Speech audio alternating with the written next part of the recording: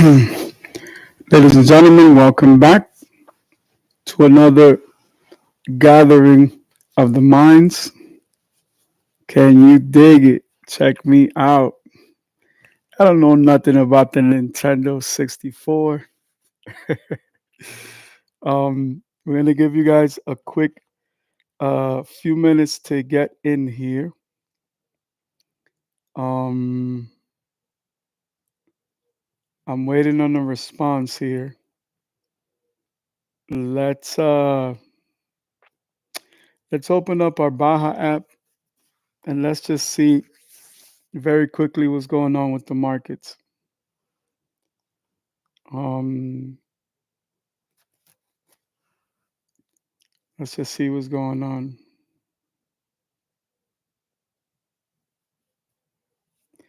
Qualcomm is down 8%. Wow. Yeah, we could do these right here quickly. Let me open up my second terminal. I was debating all these things, right? The 296 Speciale and the 296 Speciale A, which is the Aperta, is the talk of the town.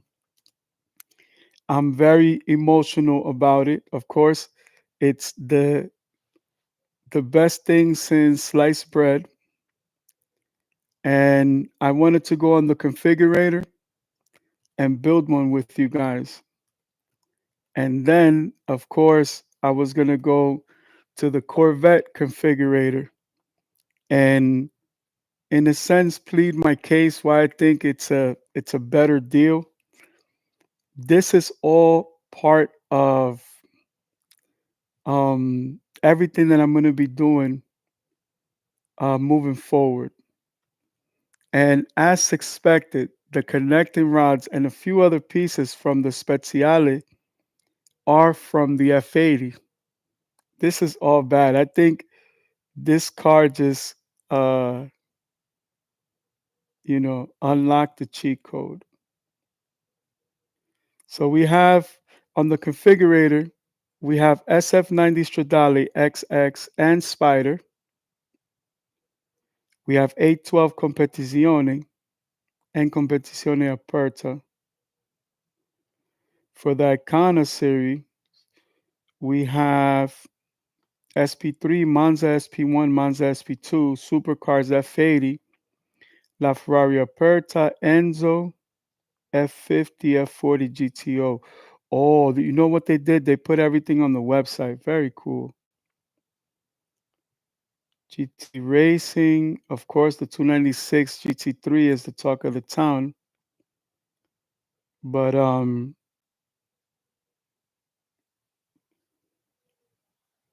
let's see which of these models.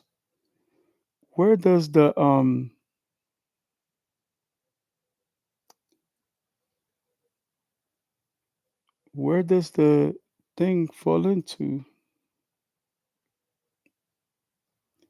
Pre-owned all models range.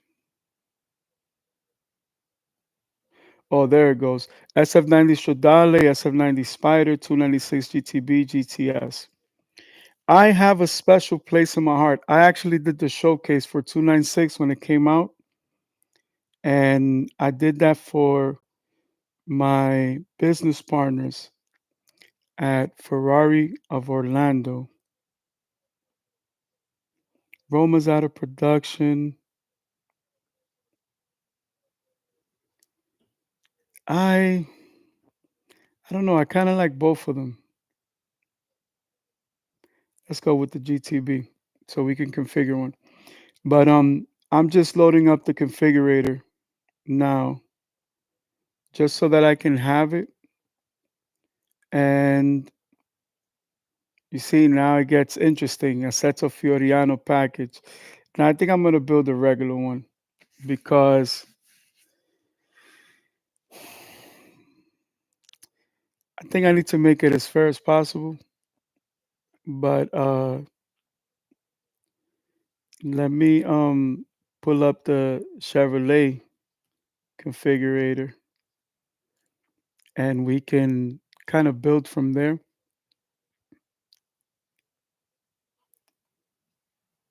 Um, there we go. So I have both configurators pulled up, and it opened up the configurator in a separate thing. Should I leave the graphics? Yeah, maybe I could show you guys that. Why not? Right? I don't want to overload my terminal here. But I need to do a test of a few things. So let's do it together. I made myself a nice cup of cappuccino.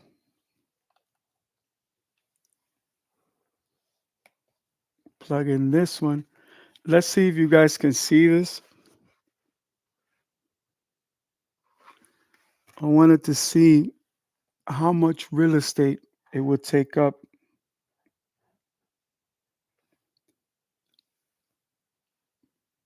Now, isn't that sweet? Let's see. I can almost kind of do it, right?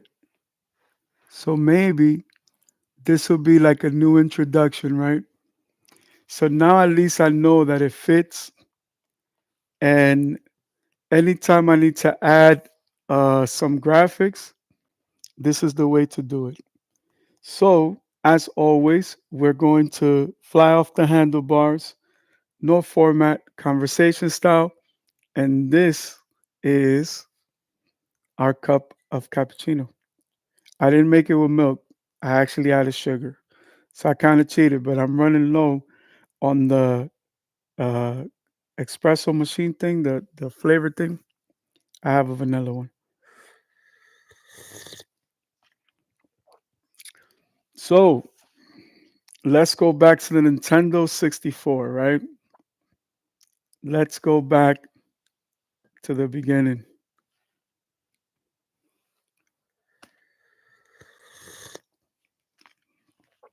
I have a picture here of my oldest, uh, my first wife. This is my oldest daughter's mom. So it's a it's a gift and a curse. Every time I see that shit, I'm like, fucking. Let me not say that. Oh man, what y'all know about my little Heathcliff right there? I used to love Heathcliff too. I'm getting dental surgery, and you can see my little Heathcliff on this side. So when I smile, you can see it's the funniest thing in the world. But I have to embrace it, right? So welcome to all of you here. We are once again having a gathering of the minds. I have so many things I'm going to share with you guys. I don't even know where to start. But I want to thank you guys for riding along with me on this journey. Um, Today marks the 1 year anniversary of my worldwide tour, Enter the Venom R. The new tour is called Power the Venom R. And man, what a year it has been, man. It's been the worst year of my life, hands down. I did a lot of cool things, but it was a very, very hurtful year, man. It was very, you know, it was life changing to say the least.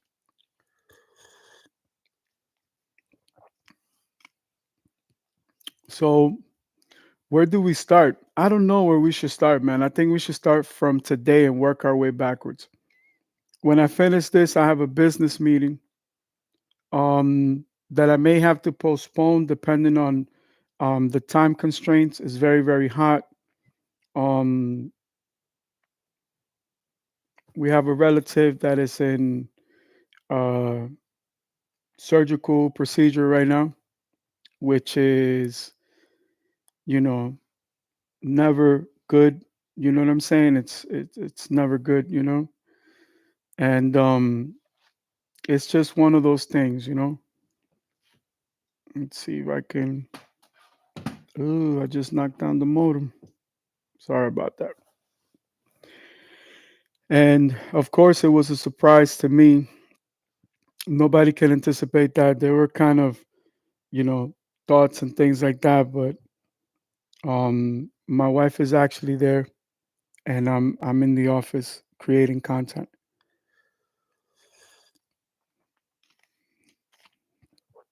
But I set out on a tour last year. I took on some business partners. I had access to some private jets, corporate ones, not my personal, and launched the tour. Boy, did I learn a lot of things on this tour.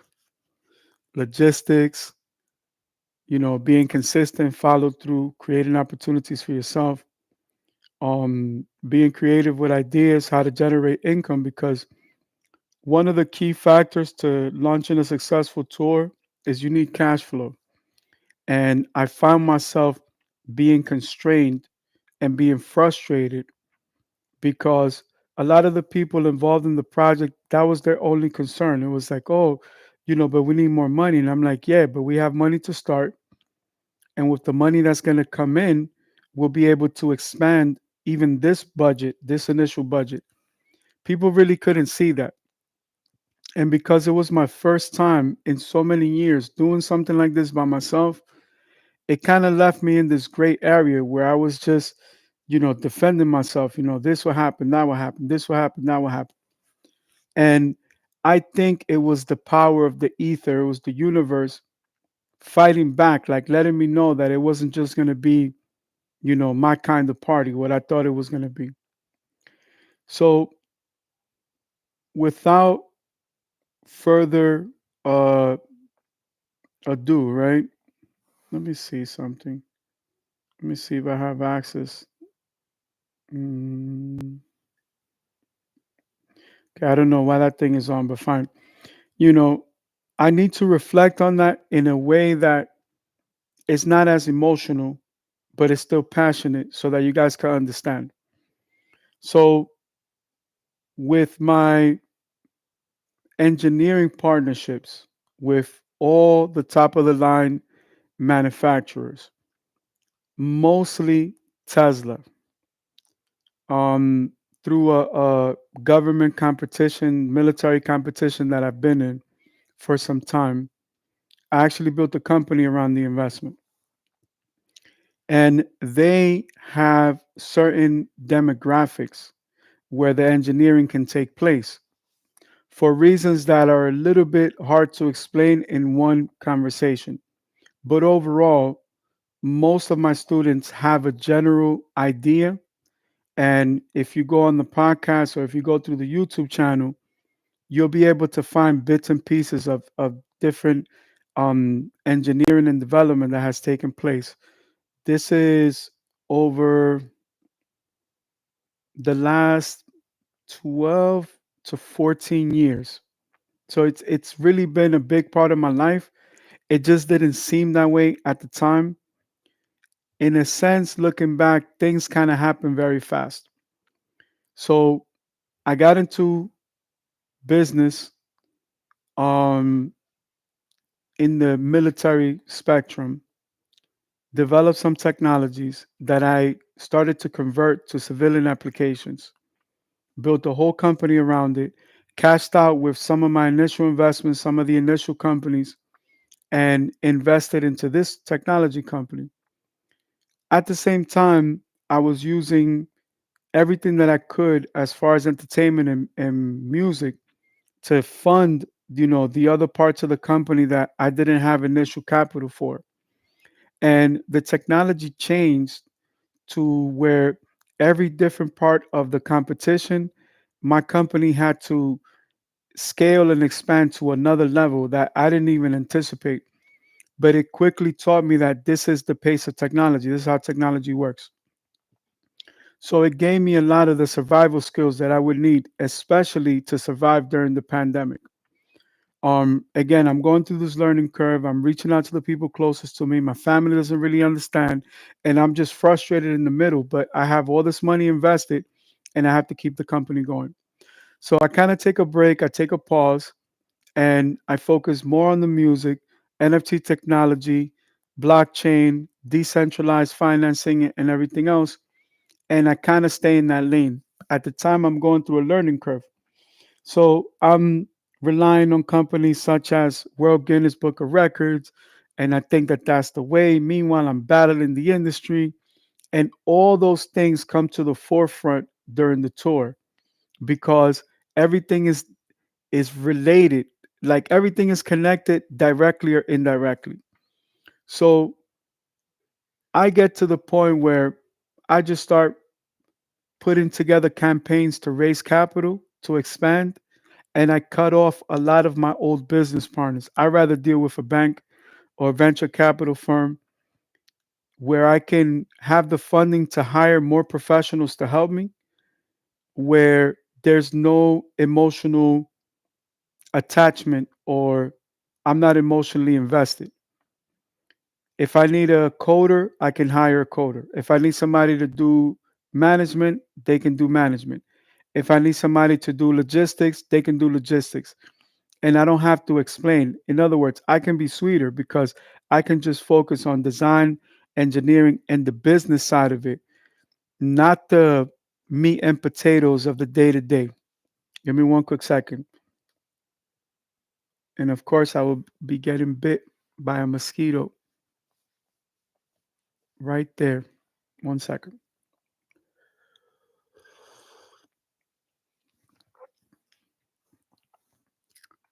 This is all happening while I'm publishing my books.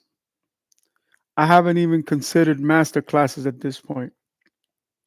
I have a few different teams for artistic development. I'm putting all my trust into these people.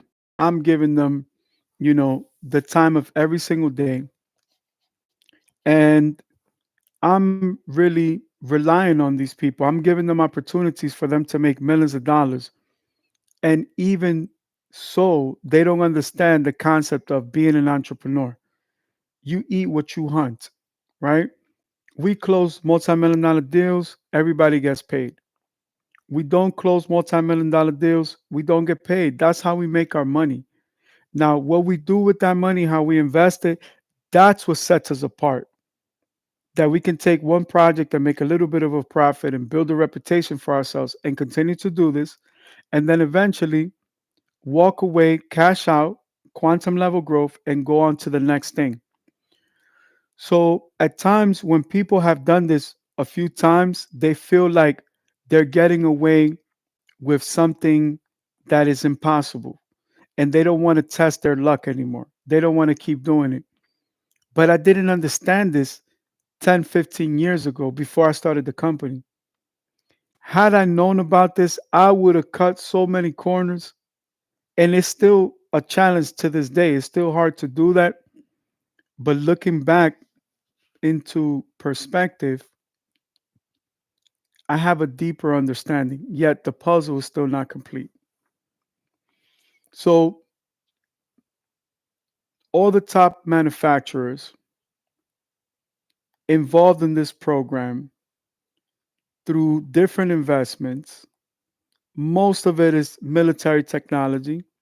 I branch off into medical technology, and these manufacturers at one point were my competitors.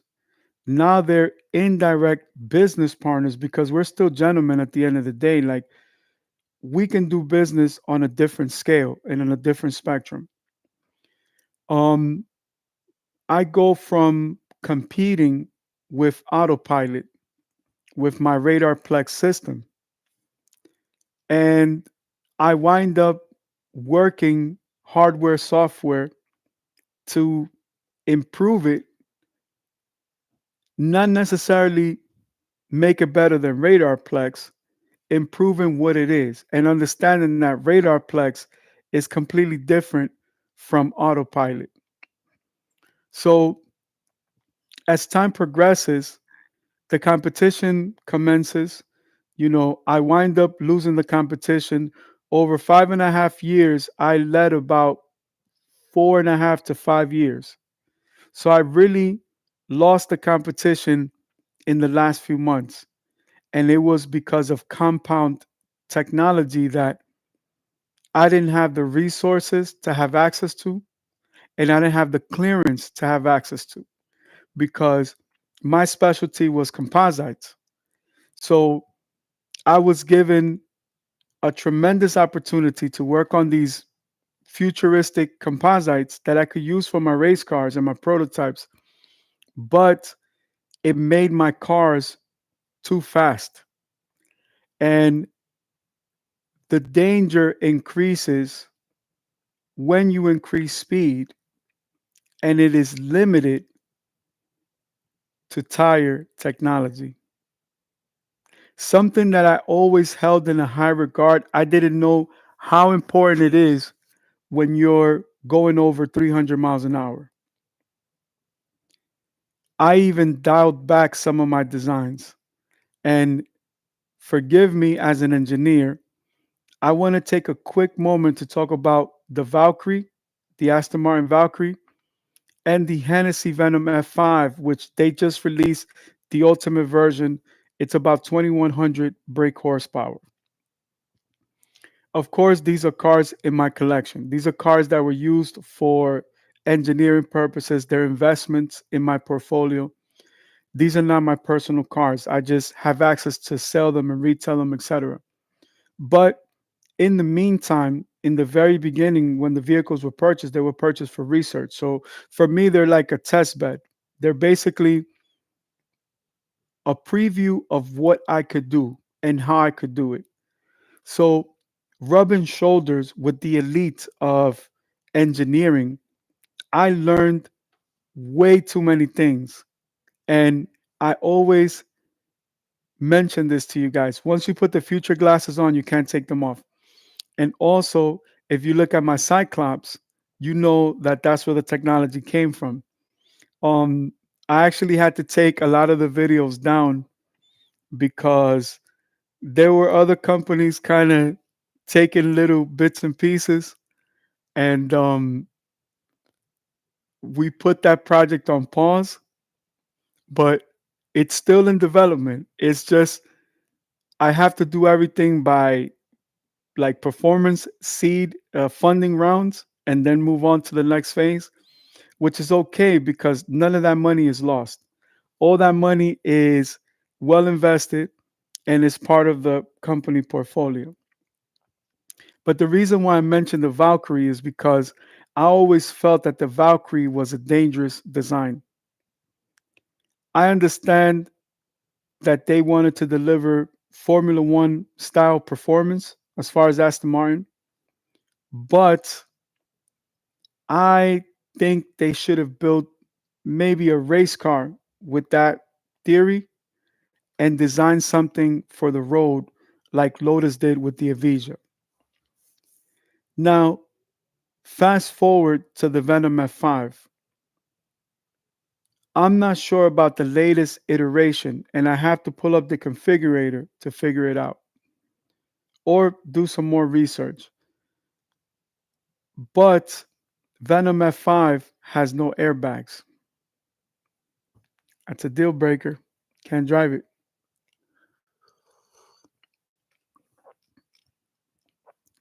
In a competition setting on a track with a team and a correct roster of other drivers, yes. For engineering, yes. Personal, can't do it. Meanwhile, in my music career, I have so many songs dedicated to the car and talking about the car. And it's a little bit different because that's like creative expression. It was about the power, it was about the prestige, it was about, the exclusivity, how much the car costs, how few of them there are in all fairness.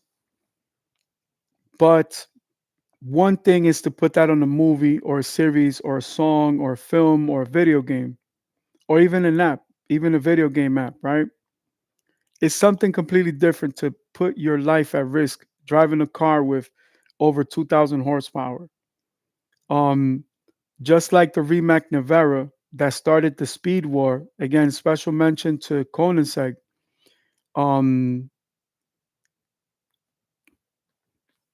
there has to be a limit, and my mentors reached their peak much later than I did.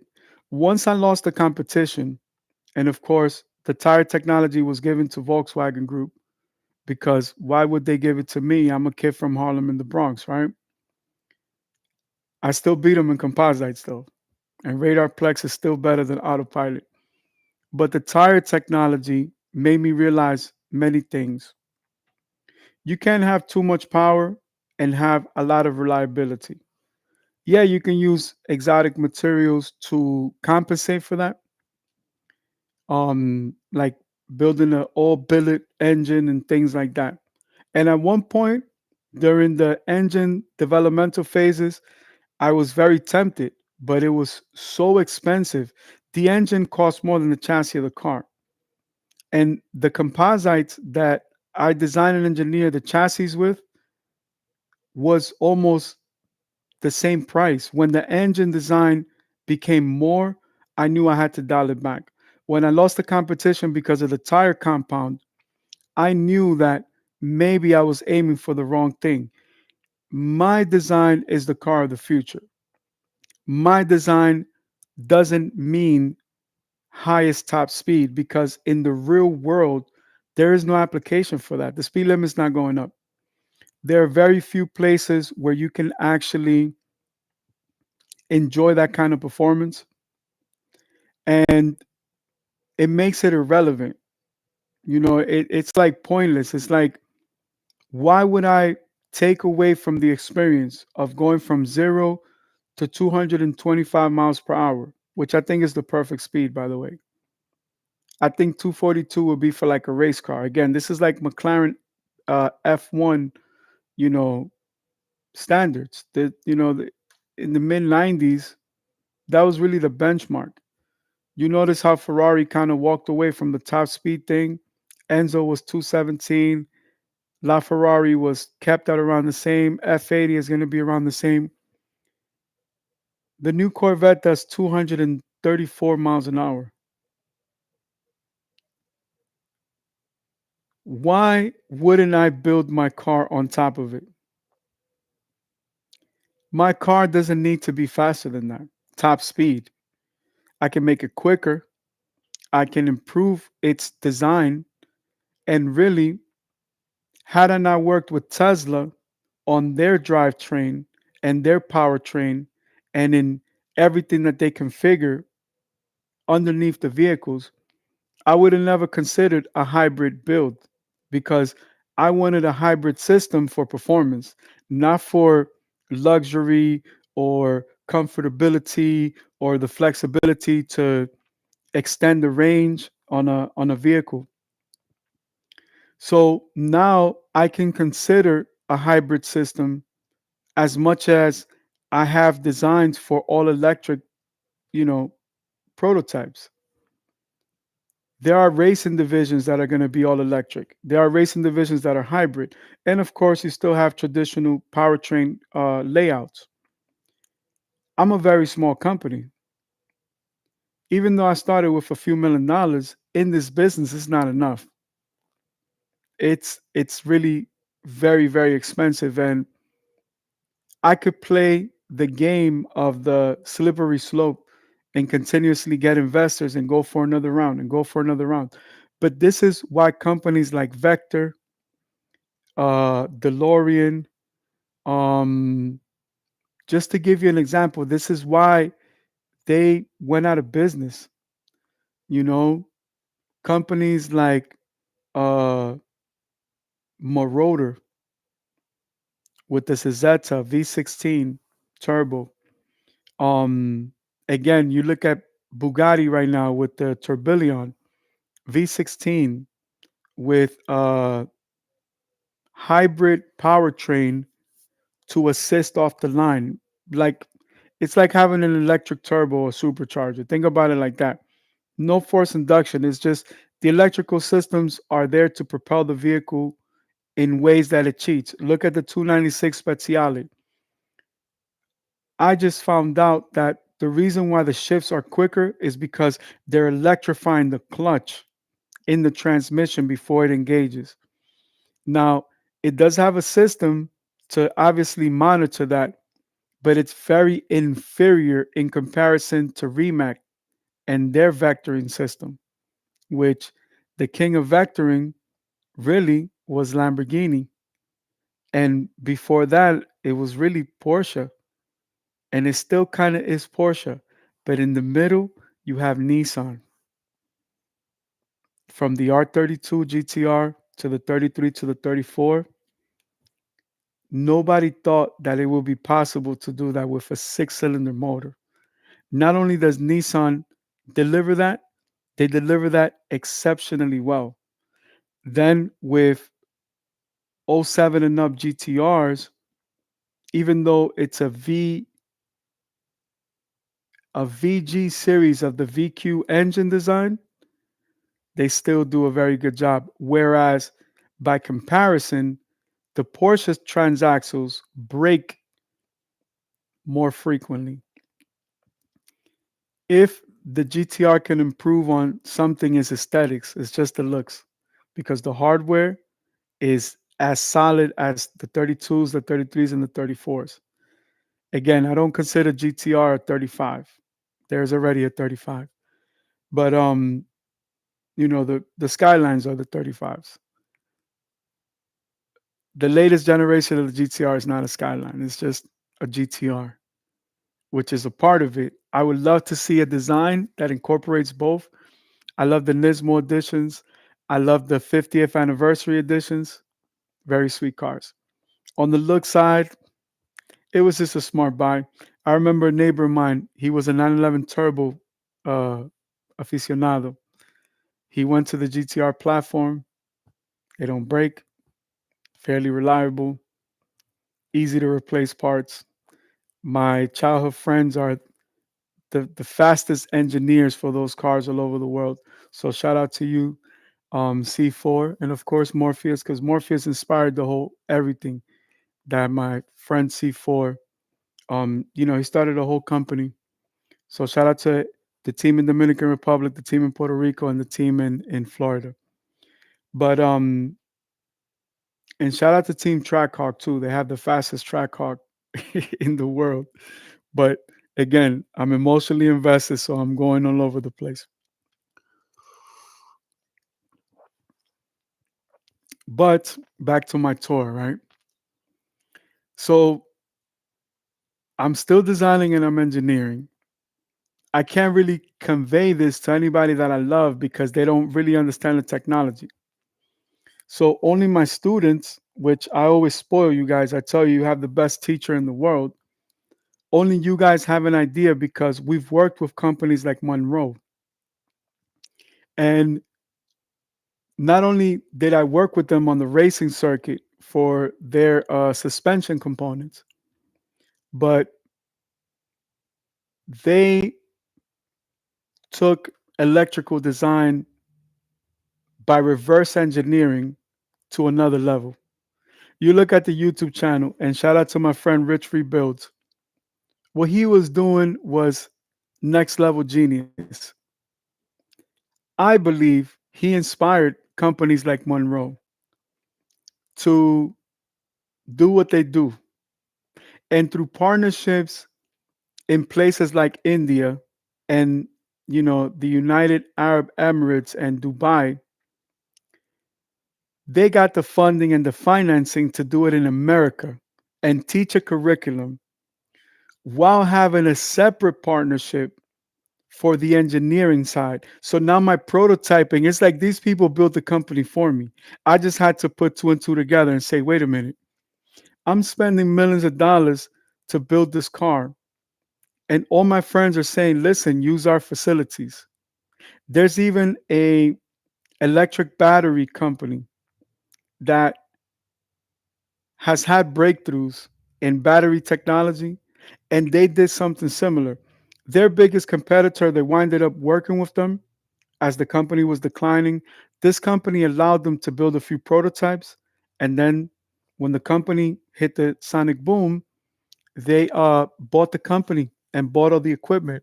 So I learned a lot of business strategies. Again, on the family forefront, when the other competitors in the military competition were given access to the tire compound, I was given access to the composites because my system made it better. And it taught me a lot about business because just like if I'm seeking venture capital and they don't have a technology division, but they have a real estate division, I can leave the door open for uh, exploration in the future, right? If I, let's say I do want to get into real estate, well, maybe we can't do business today, but in the future, I've established the friendship and the relationship. So in the future, if I have a real estate investment, which it was years later until I had the opportunity to get a few high rises, even then, I didn't put two and two together. It's only recently that I was like, wait a minute, let me do some research. Let me see if these high rises are still available. These investments are less than $30 million. So not a very big investment. Remember, these firms do two, 300 million, four, 500 million. Like these people do the big, investment capital. And if I wasn't there present in those negotiations, in those moments, I wouldn't think that way. On a personal side, when we were given the demonstration of the technology, what do? I go get government clearance for my older brother. I invite him to the event. I am around billionaires and leaders of corporations that are in the $1 billion range. I'm a multi-deca-million-dollar company. I'm nowhere near $1 billion at this point. Not even in evaluation, not even in EBITDA, which would be 10%, right? EBITDA would place me at over 100 million, which, by the grace of God, that's where we are today. But deca billions, hundreds of billions, I'm happy to be the smallest person in this room. I'm happy to be the person learning from everybody, right? What does my brother do? He drops the ball. Did I know about my brother's drug problem at the time? I had a very faint idea. Did that hurt my company? Yes, it did. It was time to walk away because now I had to learn how to build an elite team for what I was doing. In the tour, I have endorsements, I have sponsors, and I have indirect business partners, depending where the tours are. There were people involved in the tour that are not necessarily involved in this second year of the tour that starts today, but we've also grown and matured, and I learned a lot of things the hard way, and I can respect that. It doesn't mean that I like it. It doesn't mean that I agree or fully understand because I don't. But regardless of the fact, it is my reality. It's something that I have to live with. And in business, oh, look at my shorts. In business, you are at times faced with situations like that. Give me one quick second because I'm going to move this, right? So that I can oh lay down some of this in a different way. I guess I'm gonna make this work. Right? Give me one quick second. Let me remove this. Don't go away. I just have to move this because I have to control my own lighting and I have to be old school and do everything myself in the best way possible that I can. So let me adjust the lighting by adjusting this.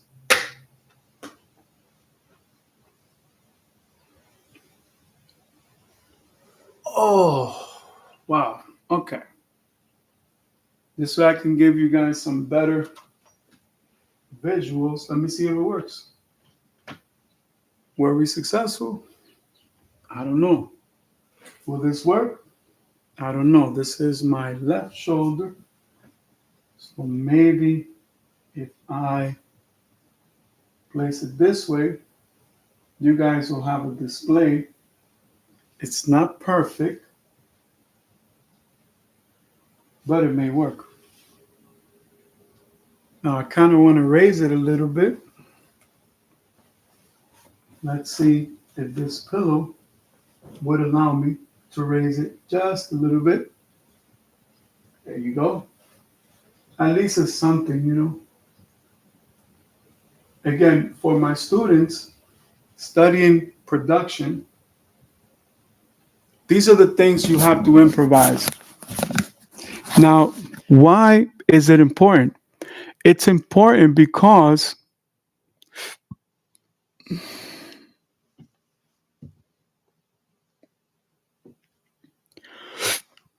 let's see if we can adjust this a little bit. All right, I tried my best. It's important because eventually this is going to be you one day creating content. Now, as you can see, I have to relieve this ear because if not, I'll force my voice and I'm probably going to record later today.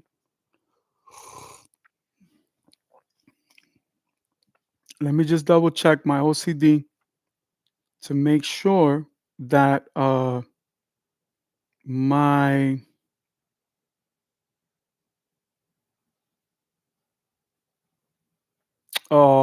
see, checking on one of my business partners, the other one, uh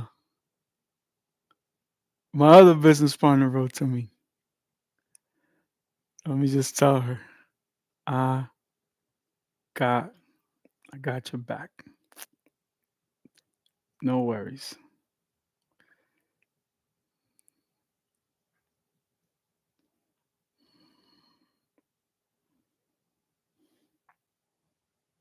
All right. So look at that. Me having the beautiful heart that God blessed me with, right? Basically, as I'm trying to write to one of my business partners, my other business partner writes me, and I'm like, "Yo, I got your back, baby. This is what I do. I'm the Nintendo 64, baby. I'm like the NES, the Super Nintendo, and the 64 all at once, right?" Mm. Speaking of which, don't forget that the Xbox has gone up in price. We're going to talk about it later, but we're going to finish establishing our baseline.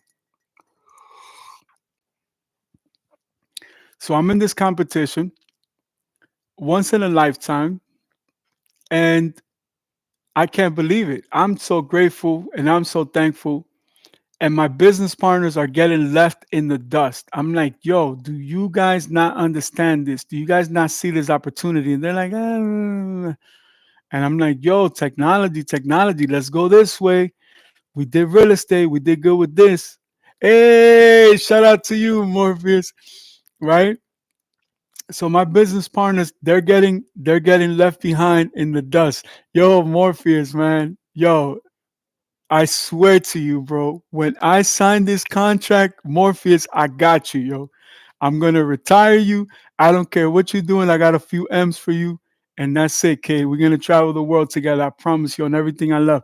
Matter of fact, Morpheus, tomorrow I have a business meeting. I got a business meeting with one of the angel investors. I don't get my hopes up, but I have a meeting first thing tomorrow morning with one of them. For this week, that's the only one that I'm gonna have because I've been OD in the last few weeks. So I'm slowing down. But the difference is this is not just a hedge fund, a trust fund, it's not just a venture or equity capital venture firm. This one is an individual that said, why am I going through these companies to get to me when I could just go directly? And I'm only going to entertain it for that reason, even though I do have Miss Hamilton, which is my number one priority, because with Miss Hamilton is Mark Cuban. Shh, don't tell nobody. But I got you for sure. Oh, and just so you know, I'm gonna apologize to C4. I was gonna get him. He really wants a F40. I said I'm gonna buy that for your mom. As a gift, of course, it would be like something she would hang like in her house or something. Like you ever seen those displays in Japan where they drive the car to your living room and then they put it on the stand and it's like a chandelier. It's some crazy stuff, but I seen it online. Anyway, then he said he wanted an Aventador. I know he tried to buy a Huracan and he tried to buy a R8 V10, but I'm sorry, man. All I could do is I know I owe you a SV. I found the black one with the white SV on it. It may not be that one, but either way, I'll make it up to you because I'll either get you something faster or something newer. So don't worry. And that's day one. That's as soon as they send the Bitcoins, I got you, dog. I got you. I swear to God, you're with me forever. You're with me forever. Um, and I get super duper emotional. No, I got you. Whatever you want. Whatever you want. It's whatever you want, bro. Whatever you feel comfortable with. Trust fund for the babies. Family's gonna be good. Real estate's gonna be in place. Other investments. This is just like a personal gift from me to you. I just want you to know. So don't even worry about that. I know you don't care about it, and it's not about the money or any of those things. It's just something that is just a token of my appreciation. So it's not just the Rolex. It's this is for you. So it, it's powerful, man. It really, really means a lot. And especially at this age, it's the little things that count.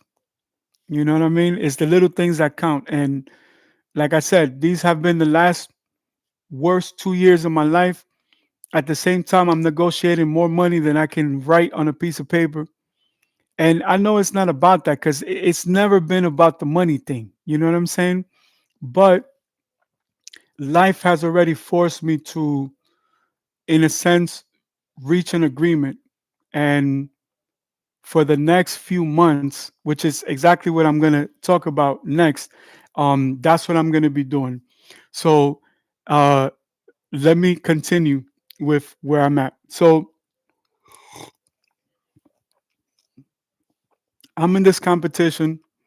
My business partners are, you know, going through the most. They're losing faith, they're losing hope, they're going through things, a lot of things are happening to them. So they don't want to get into technology. And I'm like, yo, I'm going to cash out. I cannot put this money anywhere else because of my situation. So I have to reinvest this. So I start the technology company. I develop Radarplex. I walk away. I'm very happy with everything that I learned. And now NFT technology is emerging. So I'm going all out with the technology, which is what allowed me to break the Guinness World Records and everything else. And even though I've been battling with all these things, this all comes back to the tour.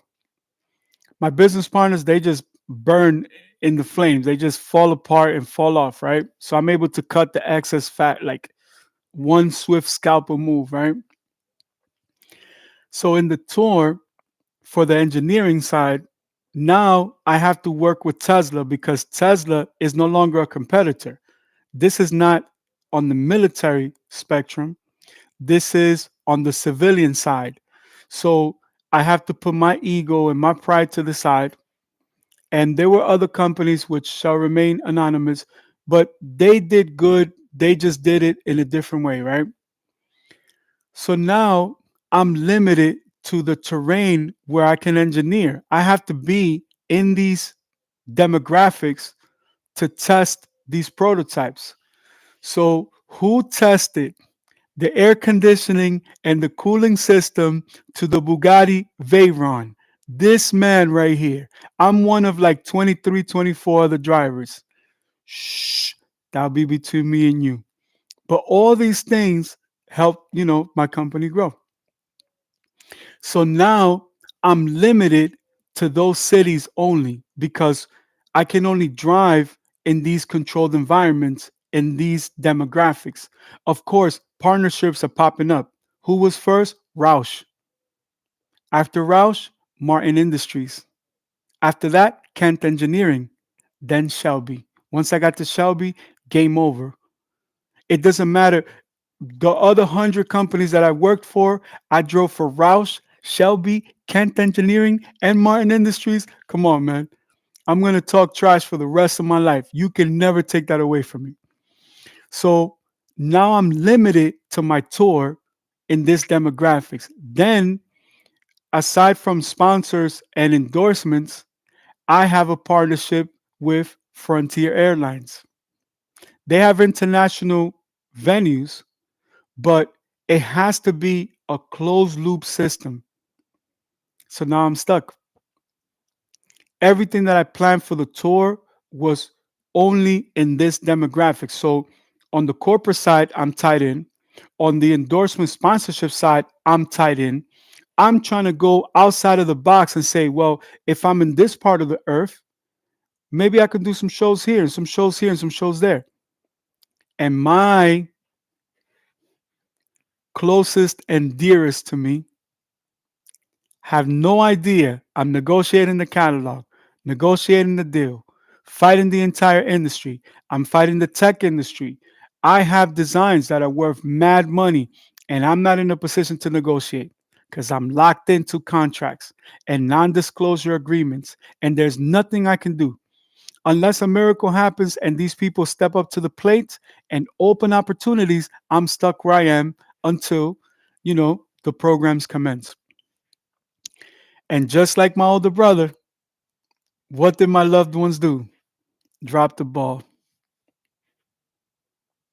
I lost a few $1 million after doing showcases for Aston Martin, McLaren, Ferrari, Lamborghini, Koenigsegg, Pagani, Remax. I lost all of that because people got too afraid. They got too scared. Yo, you're doing too much. You're doing too much. In sales, I lost millions of dollars in commission. And let me tell you, I did more selling 3 cars from the Icona series than anybody else that was trying to compete with me. And what was I doing in the showcase? I was promoting my friends' businesses and their investments for free out of love. Yo, opportunities. So now the magnifying glass is on the company. Everybody's like, man, these are opportunities. These are opportunities. This guy, we don't know what he's doing, but he's doing something right. He has it going on. And what did they do? They dropped the ball. Who has to pick up the broken heart pieces? I had to pick up all these pieces. Meanwhile, I'm fighting for my life. I'm fighting for credentials, civilian rights. I'm fighting for my freedom. I'm fighting for my company, fighting for my catalog, fighting for the record deal, fighting for the tech company. I got lucky to be picked up by Monroe. They saved my life. And then Tesla, shout out to you, Elon Musketeer, because it's in my books. I put it in books and people were like, I can't read. I put it in books. I wrote 45 books. I published them. They're like, I refuse to read them. I don't understand what he's talking about. There's 45 books on Amazon.com right now with my name on it. Not good enough. Story of my life, right? So stepping outside of the box fails, but then it's like creating wealth, right? The water comes in, tide goes out. Water comes in, tide goes out. The economy is like 2 buckets of water, and you're running at full speed. The water is going to fluctuate. Some is going to spill out, some is going to stay in. There's a portion that's going to stay stable towards the center, but there are a lot of portions that are going to come out. So as the opportunities go out, very few opportunities start to come in, because now I got to fire people, I got to lay people off, I got to say, yo, I can't work with you, you're not consistent.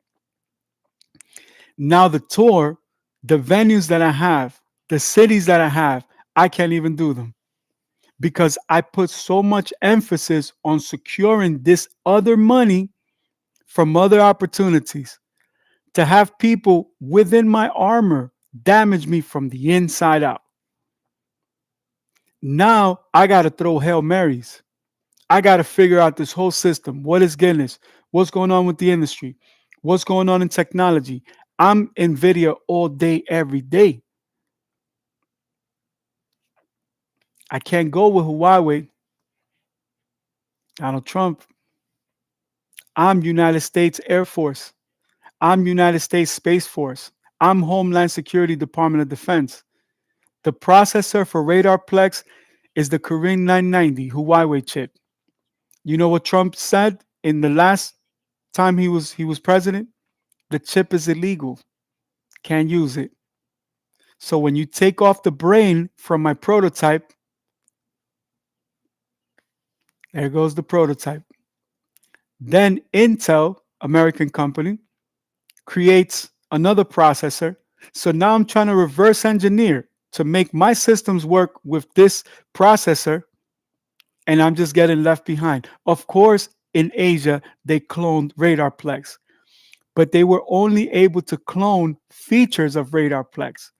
They don't have the full rice and beans. They don't have the sauce. They don't know how to make the quipas and the patelitos for the people in my country and in my culture. But I'm a few $1 million in the hole, baby. I got taxes on top of taxes. When I started the company, I was paying 39%. And let's just say my tax bracket has grown. I'm one person, one kid from the villages overseas. I come from villages where there's no roads. I'm a kid from Harlem in the Bronx. I'm an artist. I'm this, I'm whatever you want me to be, but I'm by myself. There's no business partners. There's no, yo, I need you to cover me on this. Life happens. I go into Tom Brady mode, right? I ask my family, yo, I need help. I need help. I need help. Everything's falling apart. I'm losing everything. Right? I'm going to everybody. There's no help. Superman ain't coming. And then I go through the psychological hurt and the pain and you know, it takes time for you to accept that there was no help. Meanwhile, I'm sitting on a gold mine. I'm sitting on a diamond mine. And all I'm saying is, listen, if we can just get through the terrain and start pulling the gold out and the diamonds, they will pay to develop the gold mine and the diamond mine. And there's nothing I can do about it. It's like owning a piece of land that has petroleum, right? And you're speaking Chinese to a Japanese person. You're saying, listen, we need pumps. We need a refinery system. We need to dig holes. We need to make sure it's pressurized. We need permits. We need this. We need that just to get the oil out. Because once we get the oil out, we are in Texas. And people are like, what? What are you saying? So what do? I get into precious metals. I get into recycling. And I'm struggling. I got like one truck. My business partners had like 3 wheelers. I have one, and I'm trying to do everything. I'm engineering. I'm doing computer aided design. I'm doing the distribution. I'm picking up cars. I'm cutting cars. I'm welding cars. I'm making components. I'm trying this. I'm trying that, all by myself. During the pandemic, I give my brother a few $100,000 cash. for him to save some real estate, save his business. He was struggling with, dependency abuse, struggling in his marriage. Down the drain. Bad business move. Meanwhile, I'm at the center of all of this, right?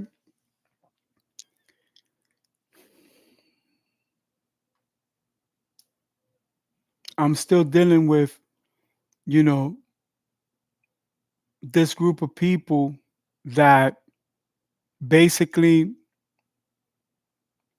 don't understand what my fight is, what my struggle is. People start pulling for their their lane, I guess, self-preservation. As long as things make sense in their lives, then who cares about mine, right? So I continue to do music. I struggle very hard emotionally, physically, psychologically. I lost 400 pounds, you know, very grateful, very happy to have been able to do so. And now the same thing emerges, even working with Chevrolet and Team C8 Corvette Stingray, um, working with Turo, working with Verbal Airbnb, to name a few. There are many more. You know, when I get into precious metals and gemstones, I learn a lot about that business, and I can correlate it not only to real estate and goods and roots and developing real estate lands and even being invested in that, but I could really relate it to my music catalog.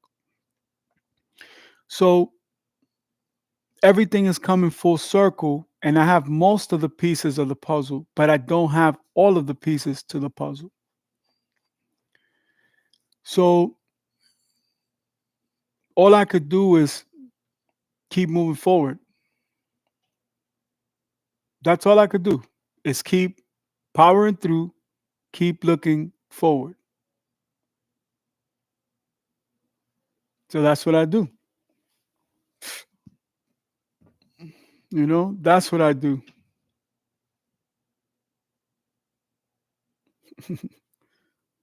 My daughter looks just like her mother. So what can I do but continue? Everybody wants an interview. Everybody wants to know, yo, what's going on with this? What's going on with that? What's going on with this? What's going on with that? I just put a McLaren P1 and a 570S race car, GT3 for sale.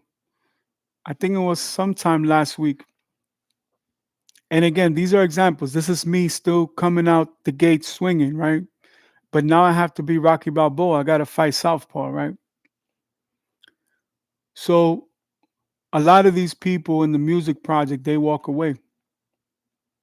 You know, there were people like Talent on the Beach. Shout out to you.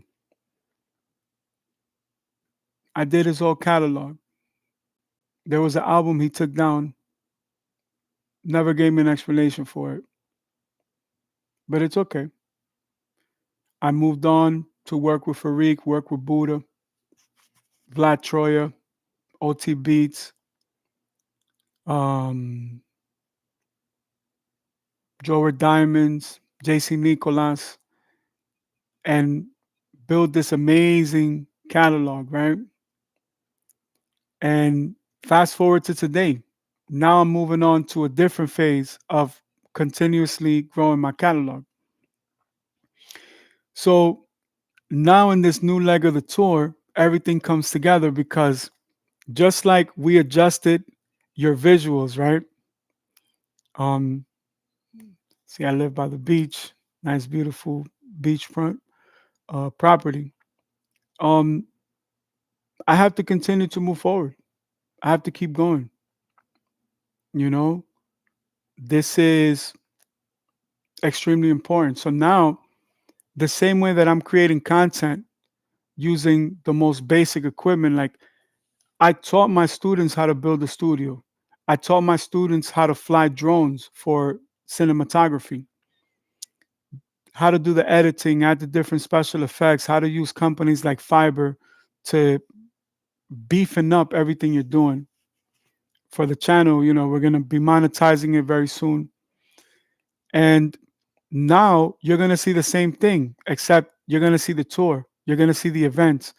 The performances are that much better. Me performing my greatest hits only makes it better because I can DJ my songs before and after the event, because everything now is like a buildup from the street performance to the theater, uh, live concert performance. It's a different experience, and I'm able to partner up with Eva and deliver that. But Eva only has 8 markets, and Eva asked me for 6 videos for the for the tour that I have with them, and it's it's a challenge because most of the corporate events that I'm able to do have an NDA, and they don't allow you to film. The only events that I can film are events that I put together myself. But I can't put together those events without having the corporate events through Eva, because that's my bread and butter. So at these events, you're going to see everything that I'm doing with engineering, because not only am I going to be showcasing cars from my personal collection, you're going to be seeing cars from my portfolios, cars that are for sale or for lease or for rent. These are part of my adventure drives, a whole nother business. This is part of my direct marketing, because I'm going to be interviewing small business owners, penetrating markets. We're going to be talking to the people about how business really is without going into politics. And what am I going to be driving? 8th generation Corvettes, all different specs, from new to old, whatever the company supplies, whatever's available. And that becomes a part of my subculture, it becomes a part of my brand. So I can't promise too many automotive reviews, because overall, most are going to be about the mid engine Corvette. I can't say 8th generation because we don't know what's going to be considered the 9th generation, when we know that we have ZR1 on the way and we have Zora on the way.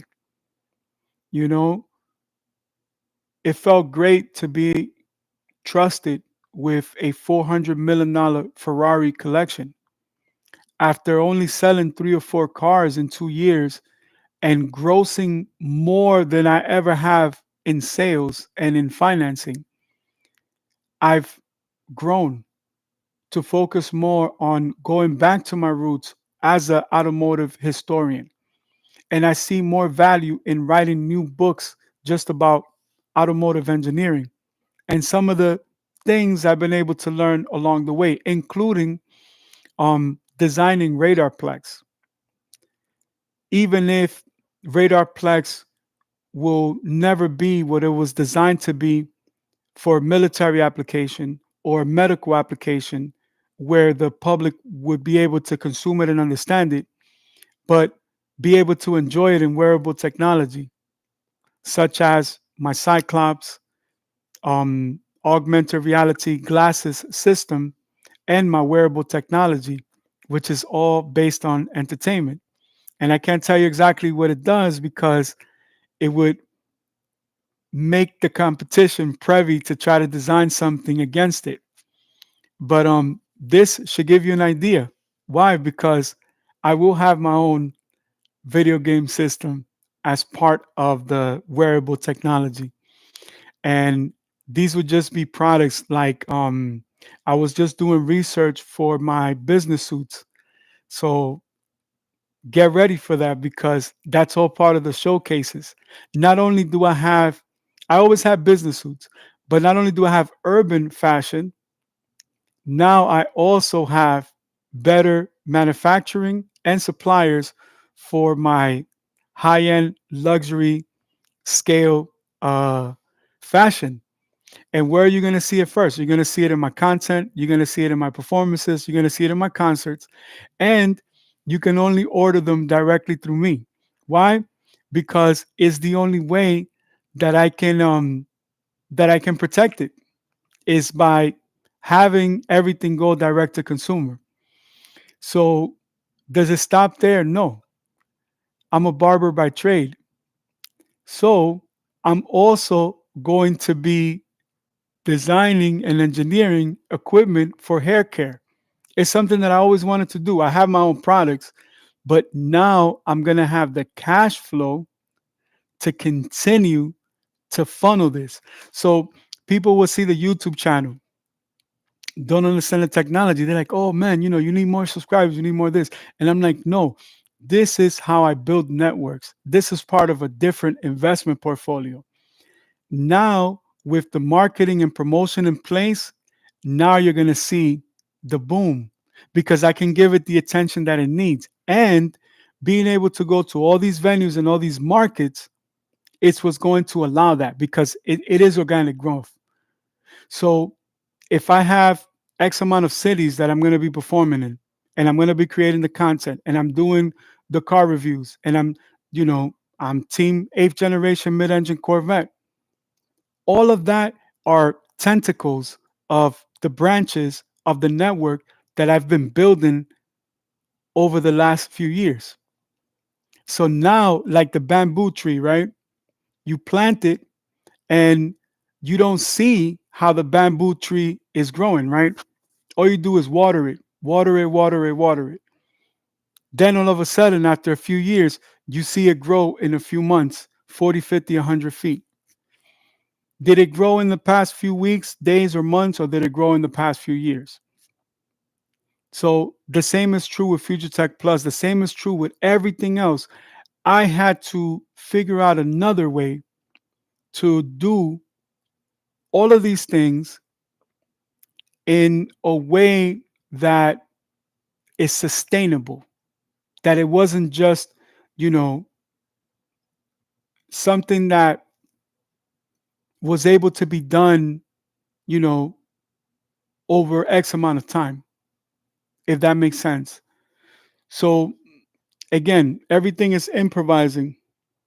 Let me see if I can go here. First of all, let me show you what the configurator looks like for the 296 GT Berlinetta. But let's go to performance on Chevrolet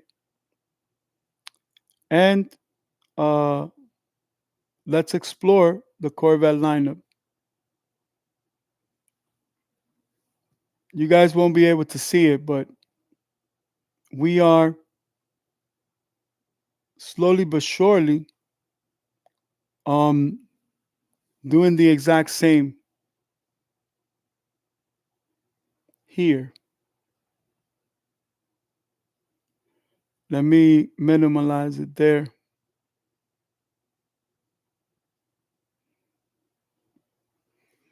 So again, anytime we are creating content, we have to always improvise. And Morpheus, you're absolutely right. I have to keep my my guards up because this is the most pivotal moment of my life. Like I'm not just fighting, I'm, you know, basically I'm going for the World Series. I'm going for the NBA Finals. I'm going for the Super Bowl. I'm challenging the world to be the world warrior. You know, I'm 42 years old. I didn't think it would be like this when I was 6, 7, 8 years old. I didn't think like this when I was 13 or 14 years old. I didn't think like this when I was 22, 23. I didn't think like this when I was 35 or 36. It just happened to be written that way. That's how God wrote it for me. I accept it. Cool. So it's important to not only explore this in a therapeutic way, but also in an educative way so that it can help the next person. Because at the end of the day, That's what it comes down to, right? So I'm celebrating 1 year of growth, 1 year of learning, 1 year of challenges, 1 year of setbacks, limitations. Things didn't go the way that I planned them. I tried everything. I reached out to people. Even now, I'm very careful how I connect with those people involved in the tour originally, because with time, they really showed me who they were. And who they were not the same people that were presented to me. When they felt that it would be like a quick get rich quick scheme, or it was a quick come up, they didn't see the long term. They didn't even make it 1 year. Thank God that they're out of my life. You know what I'm saying? Within a year, right? So this puts a lot of things into a better perspective. Give me one quick second. I'm going to add a little bit more of warm water to steam this up a little bit. I'll see.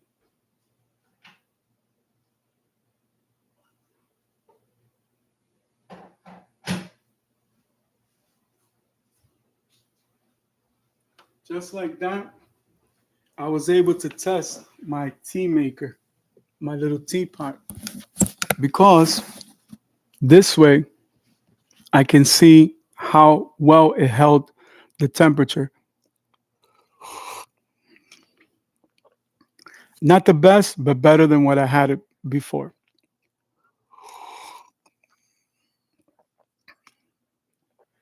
So, looking back into retrospective, or this unique perspective, right? I'm forever inspired. And it is about making every single day count. Tomorrow, I have a new business venture. I have a grand opening tomorrow, 1 hour before this meeting. And guess what? I'm going to have to figure it out. If I have a client at this new business, I don't have a choice, because if I have to reschedule, I have to reschedule. I cannot afford to not do the grand opening properly. I cannot afford to let a new client walk away, even though, yeah, this business venture capital meeting could change my life. Remember, I go into every meeting the same way. I give every company the opportunity to earn my business, and I go with an open mind. And remember, all I am doing is learning. Now, to put it into perspective, when I'm doing the meetings with the endorsements and the indirect business partners in those markets that I'm going to be exploring, I will take 3 segments of my reality show to speak to 3 different firms. They are going to be basically asked if they want to participate.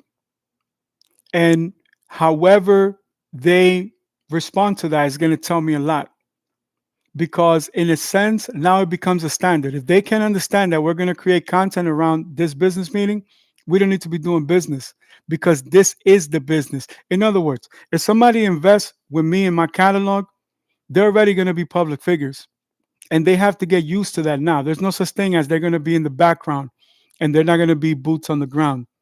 I don't do business like that.